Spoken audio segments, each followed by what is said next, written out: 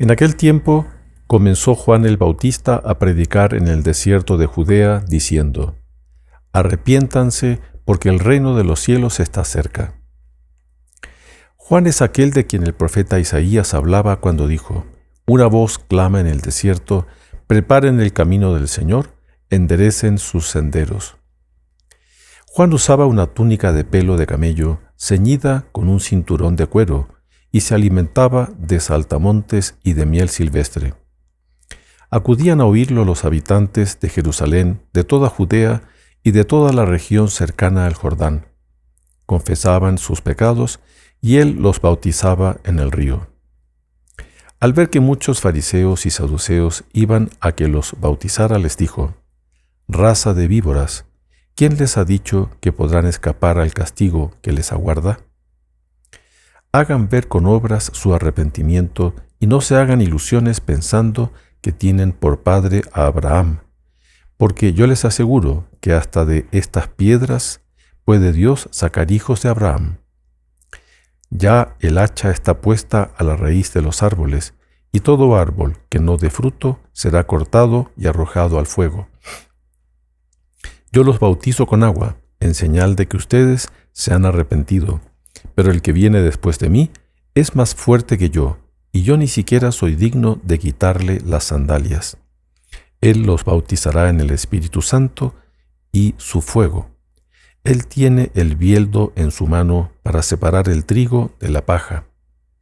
Guardará el trigo en su granero y quemará la paja en un fuego que no se extingue. Palabra del Señor. Gloria a ti, Señor Jesús. Estamos en este segundo domingo de Adviento y las lecturas nos invitan a la conversión. Esa conversión que no es un hecho aislado en la vida, sino que la conversión es un proceso de toda la vida. Siempre tenemos que estar convirtiéndonos, mejorando, subiendo, caminando. La fe debemos ir llevándola siempre, cuidándola, alimentándola, viviéndola, etc., de manera a ir santificándonos. En esta vida estamos de paso y tenemos que ir siempre mejorando, en definitiva, santificándonos. Entonces, en la primera lectura del profeta Isaías, el profeta está anunciando con siglos de antecedencia, como todos los profetas, pero en este caso concreto, de una manera muy concreta. Él está diciendo, ¿no? En aquel día, es decir, en el día que viene, en el futuro, un renuevo brotará del tronco de Jesé. Jesé era el padre de David. Entonces, un renuevo es como un hijo, un descendiente. Entonces, de Jesé, que de su hijo David será rey, no el rey David.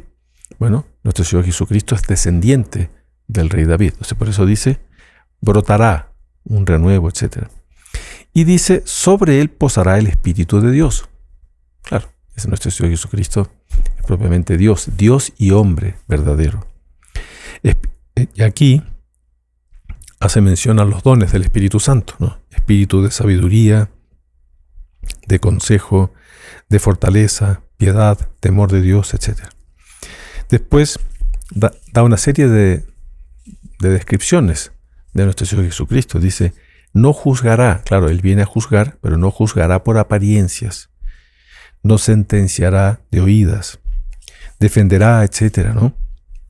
Después dice, herirá al violento, aquellos que son pecadores. Después, con el soplo de sus labios, matará al impío. Está dando una serie de descripciones de nuestro Señor Jesucristo. Será su ceñidor la justicia, ¿no? La fidelidad apretará su cintura, etc. Y después da una serie de descripciones. Habitará el lobo con el cordero. Es decir, nuestro Señor Jesucristo viene trayendo una novedad, viene trayendo la salvación. Pero esa salvación depende de nosotros, depende de nuestra conversión. O sea, nuestro Señor Jesucristo nos perdona, Él nos da su gracia en la medida que nosotros reconozcamos nuestro pecado, que reconozcamos nuestra fragilidad, que pidamos perdón y que deseemos mejorar. Porque ¿cómo voy a recibir el perdón de Dios si yo no considero que soy pecador? Si yo no considero que tengo faltas. Claro, yo mismo estoy cerrando mi alma a la misericordia de Dios, al perdón de Dios. Entonces hay una serie de, a veces, opiniones, corrientes entre los mismos católicos, ¿no? Pero de que en el fondo Dios perdona a todos. A ver, Dios perdona si es que yo quiero ser perdonado, si es que yo reconozco mi culpa. ¿Cómo me va a perdonar si yo no reconozco mi culpa? Me considero autosuficiente, me considero sin necesidad de Dios. Claro, hay gente que dice, ¿no? No, yo no creo en Dios, no necesito de Dios. Claro. ¿Qué bendición, qué gracia, qué perdón de Dios va a recibir aquel que no reconoce su fragilidad, que no reconoce su pecado? Entonces, es muy importante nosotros tener esa conciencia. Entonces, nosotros tenemos que estar siempre procurando progresar espiritualmente. Debemos ir siempre caminando, no debemos detenernos en ese progreso. En esto no hay, por así decir, pausa. Porque yo puedo estar de vacaciones, pero durante las vacaciones mi vida espiritual sigue funcionando. Entonces, mi relación con Dios sigue funcionando aunque yo esté de vacaciones, aunque no esté haciendo nada. Yo debo estar siempre procurando progresar espiritualmente. Entonces, esa vida interior, esa vida espiritual que todos tenemos, debemos ir llevándola con cuidado, con paciencia. Ahí está ese proceso de conversión. Siempre debemos estar dentro de esa conversión. Debemos ir reconociendo que somos frágiles, que somos pecadores, que tenemos defectos, etc. Y debemos estar siempre procurando nuestro cambio, porque la conversión es un cambio. Ese cambio debe ir siempre orientado, dirigido a unirnos a Dios, a ir cumpliendo con su voluntad, a ir corrigiendo nuestros vicios, nuestros defectos, pidiendo perdón, etc. Entonces, esa vida espiritual, esa vida interior, debe estar siempre siendo cuidada, debe estar siempre siendo ajustada a Dios. Entonces, yo debo ajustarme a Dios y no Dios a mí, como muchos piensan. Muchos piensan que ese Dios debe ser un Dios a mi medida, un Dios que me solucione mis problemas, que me dé la felicidad, que me dé dinero. Hay unas palabras así que a veces las personas dicen, que me dé vida, salud, éxito, prosperidad, etcétera, amor, no sé qué. Así una especie de Dios a mi medida, a mi capricho. Y no, pues, es al revés. Yo debo ajustarme a Dios y no Dios a mí.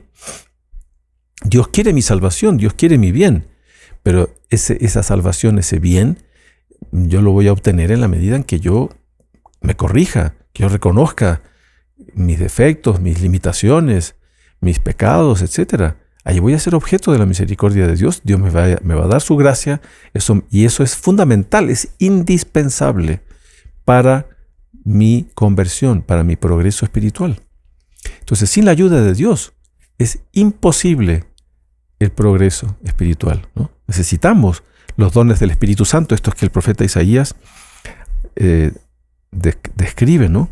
Como que posarán, ese Espíritu de Dios posará sobre nuestro Señor Jesucristo. Pero de alguna manera, ese Espíritu de Dios, todos lo necesitamos.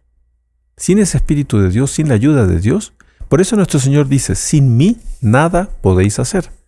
Entonces, hoy, ¿no?, las lecturas nos invitan a crear esa conciencia clara de que la vida es una lucha, es un combate espiritual, en donde debemos ir siempre ajustando nuestra mentalidad con nuestro Señor Jesucristo, con Dios. No dejarnos llevar por nuestros caprichos, por nuestras conveniencias, nuestros intereses, nuestros defectos, etc. No, pues justamente ese combate, esa lucha, esa vida interior es la que debemos ir siempre cuidando y llevando hacia adelante. Entonces debemos estar siempre con nuestra alma abierta a la acción de Dios, a la gracia de Dios. Porque a veces hay periodos en la vida en que nosotros pasamos por ciertas dificultades. Todos pasamos por dificultades. Crisis personales, interiores. A veces son crisis familiares, laborales, pero bueno, eso genera también crisis personales.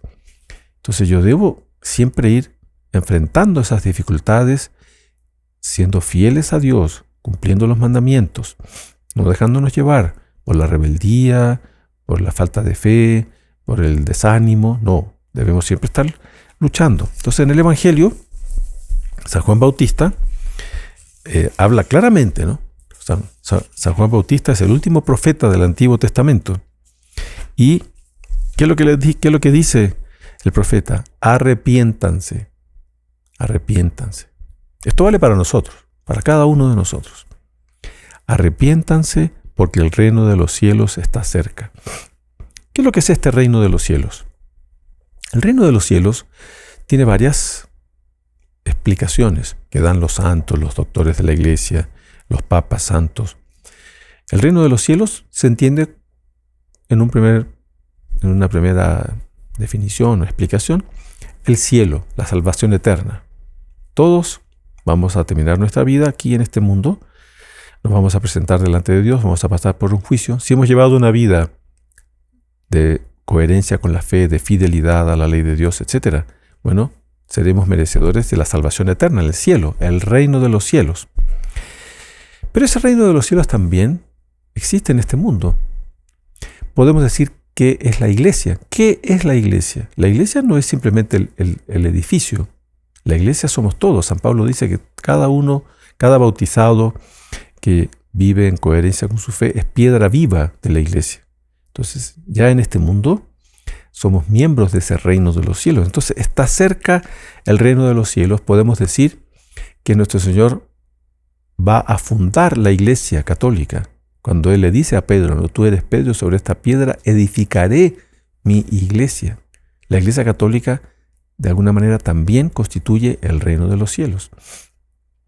Y nosotros somos miembros de ese reino, porque somos piedras vivas de la iglesia católica. Somos hijos de la iglesia. Por eso hablamos de la Santa Madre Iglesia. Entonces yo debo ir siempre cumpliendo con mi vocación, con mi misión, siendo una piedra viva de la iglesia, no siendo una piedra muerta. Porque si yo vivo medio alejado de Dios y de la fe, etc., no soy piedra viva de la iglesia.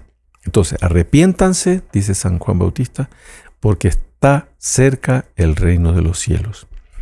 Entonces, dice, preparen el camino de Dios, enderecen sus senderos. Cada uno debe preparar, debe enderezar su vida, porque la vida nuestra en este mundo es una vida defectuosa.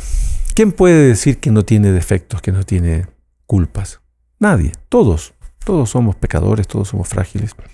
Ah, no, pero yo he sido siempre bueno. No, perfecto. Si nadie está diciendo que usted es un criminal, un delincuente. Lo que estamos diciendo es que todos somos frágiles, que podríamos haber sido mejores. ¿Quién puede decir que podría haber sido mejor? Todos. O sea, con excepción de la Santísima Virgen, de nuestro Señor Jesucristo, todos los seres humanos somos defectuosos, somos frágiles. Entonces, debemos enderezar, debemos corregir, aplanar, ¿no? San Juan Bautista utiliza una serie de términos que se refieren justamente a este arrepiéntanse, a este conviértanse, ¿no? Entonces, San Juan Bautista está indicando, ¿no?, el arrepentimiento. Entonces, ese reino de los cielos está abierto, depende de nosotros, de que vivamos de acuerdo con la fe, en coherencia con la fe. Pero este arrepentimiento, esta conversión que San Juan Bautista invita, es algo, como les decía, de toda la vida. Es algo que cada ser humano debe estar siempre dentro de ese proceso de arrepentimiento, de conversión, siendo humildes, reconociendo nuestra fragilidad, pidiendo a Dios fuerzas para ir perseverando, para ir llevando nuestra cruz, y con ánimo. No, esto no debe ser un motivo de desaliento, de desánimo. No, es la realidad de nuestra existencia, esa lucha, esa perseverancia.